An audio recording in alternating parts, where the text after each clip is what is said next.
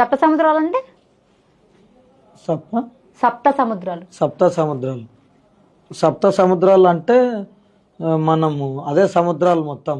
అదే సముద్రాలు. ఏ సముద్రాలు? ఎన్ని సముద్రాలు? అంటే దుబాయ్ సముద్రం దుబాయ్ సముద్రం ఒకటి, సౌదీ 2, సౌదీ 2, మస్కట్ 3, మస్కట్ 3, ఇక మొత్తం మన ట్యాంక్ బండ్ మొత్తం ఇక మన ట్యాంక్ బండ్ అన్ని 4 ట్యాంక్ బండ్ లా 4 ఉంటాయా? 4 సముద్రాలు. ట్యాంక్ బండ్ లో 4 కలుస్తాయా? అంటే సముద్రాలు అవి 3, ఇది ఒకటి 4 మొత్తం 4 సప్త సముద్రాలు. ఓకే, సప్త సముద్రాలు అంటే 4. Okay. A for apple, B for ball వచ్చా? వస్తుంది. చెప్పవా నీకు వచ్చినంత వరకు? బాల్ చెప్పాలనా యాపిల్ చెప్పాలనా? A for apple, B for ball, C for cat అని చెప్పు. సరే నేను అడుగుతా. A for ball, B for bat, C for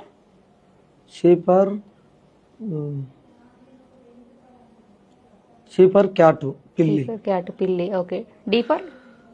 D for dress. Wow. Okay. So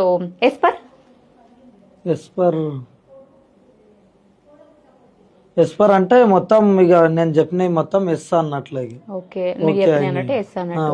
okay. మేము ఓకే అంటాము, మీరు అంటే ఎస్ అంటారు. వాళ్ళు ఓకే అంటే మనం ఎస్ అంటాం.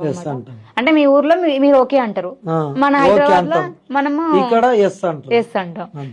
ఓకేకి ఎస్ కి డిఫరెన్స్ ఏంది? ఓకే ఎస్ అంటే మేము అక్కడ పల్లెటూరులో ఉంటాం కాబట్టి ఓకే అంటాము, ఇక్కడ ఉంటారు కాబట్టి ఎస్. ఓకే. నువ్వు ట్రోల్స్ చేస్తావు కదా, దీని మీద ట్రోల్ చేయవా? ఇది ఫ్లవర్ అంటే వీటి మీద అట్లా చేయనీకి రాదు. అట్లా చేయనీకి రాదా? పోనీ గడ అది కనబడుతుందా జింక?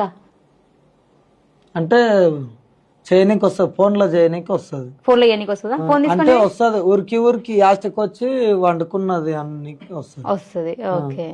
ఇప్పుడు మళ్ళా అంటే మామూలుగా ఉంటే ఉరుకుతుండే, ఇప్పుడు యాస్టికి వచ్చింది కాబట్టి దమ్ముకొచ్చి కూర్చున్నది. ఓకే. బిస్లరీ అంటే బిస్లరీ అంటే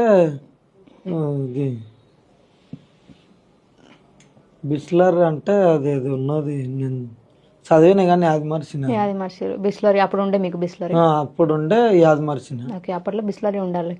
ఓకే.